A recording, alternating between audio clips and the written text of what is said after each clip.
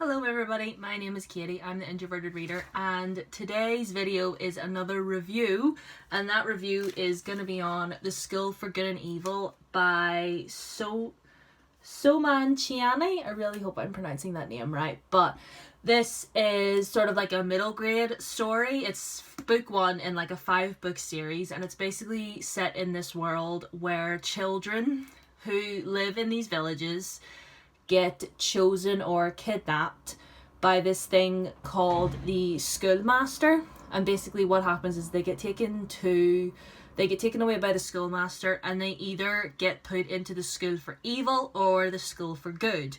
And if you're in the school for good, you get trained to be like a hero, like a prince or a princess. And then you leave the school and go through these woods to live out your fairy tale. And it's sort of the same idea in the school for evil, but instead of being trained on how to be good, you get trained on how to be evil. And all the school, and like both the schools have like these different towers. Like the school for good has like a tower for like honor, and what's the names of the towers? They're written in here. Honor, purity, charity, valor. And then the school for evil is like mischief and malice and all those things. And our two main characters are Agatha and Sophie. And Sophie she considers herself a good girl, you know what I mean? She is very sort of like prissy. She's pretty, she's got blonde hair, she does a lot of good in the village, and she always looks pretty all the time, and she does all these like beauty treatments and stuff in her house. And Agatha is sort of the outcast of the village, she's not as pretty as the other girls. She hides away hidden in her house with her mother, and basically what happens is they do get kidnapped by the schoolmaster. But see, the thing is, Agatha ends up in the school for good and Sophie ends up in the school for evil, and there's this whole big mishap and whatever. Now, I did enjoy this book, I will say that. Like, I do have a lot of tabs here. Like, I've gotten into annotating. Like, I love annotating. But like, the thing is, I did enjoy this book, I really, really did, but for me personally, I find the plot sometimes, especially towards the end, to be very discombobulated, and just like them figuring things out about what they should do like really, really quickly. But then I'm sort of sitting there like, but you never told me how you reached that conclusion. Like, you're really confusing me right now.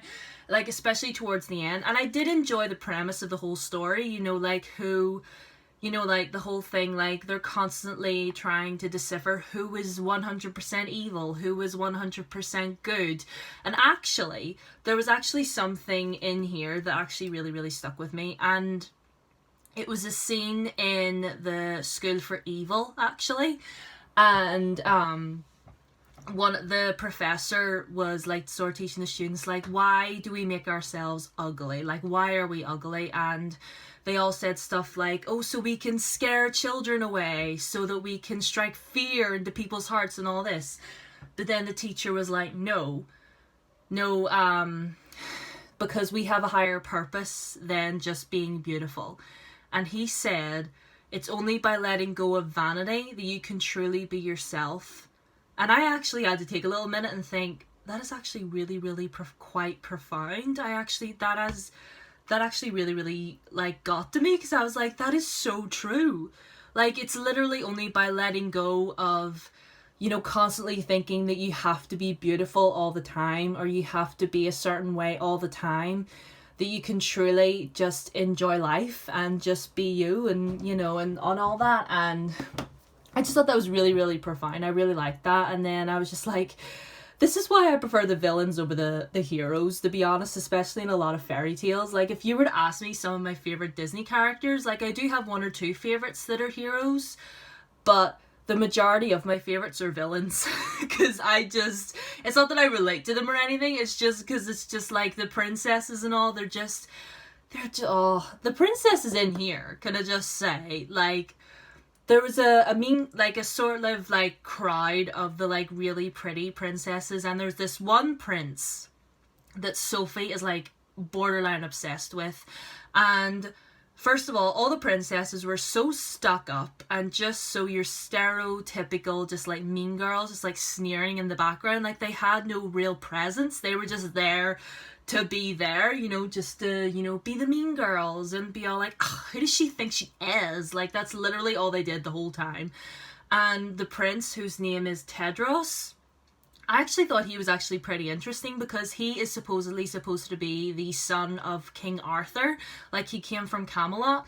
And yes, he is stuck up. He is extremely stuck up. And at first I was just like, oh my goodness, is he just picked to be the love interest because he just can, because he's handsome, because he's a prince, because he's this, blah, blah, blah, blah.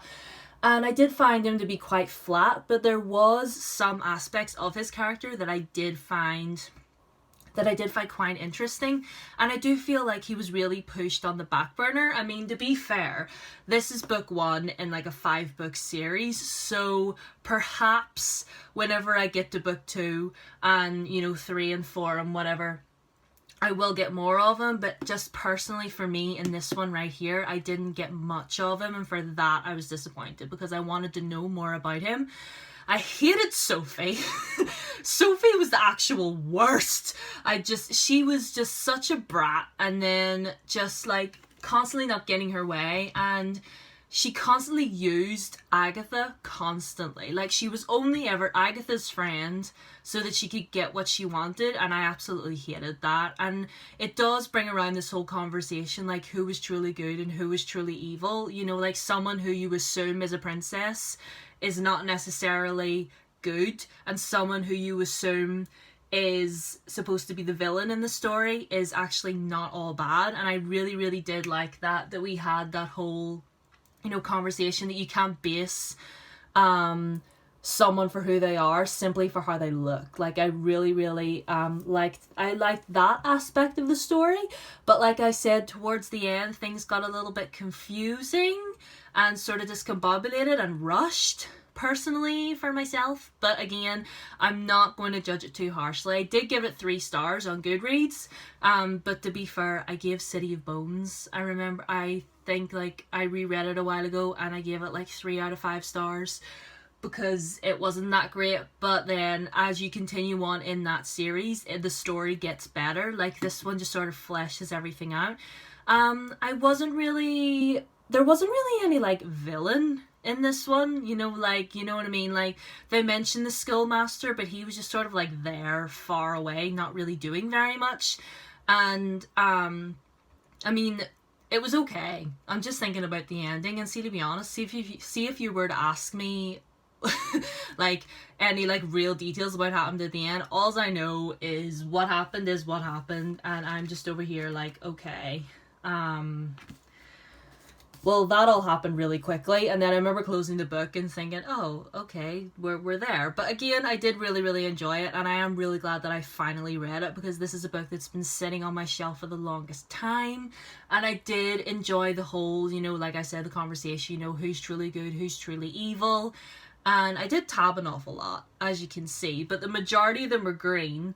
And green is probably one of my least favourite colours, and green signified a lot of the things that people were saying, especially Tedros. Like, I know I said I quite liked him, but him and the rest of the princes could be very misogynistic and very sexist a lot of the time.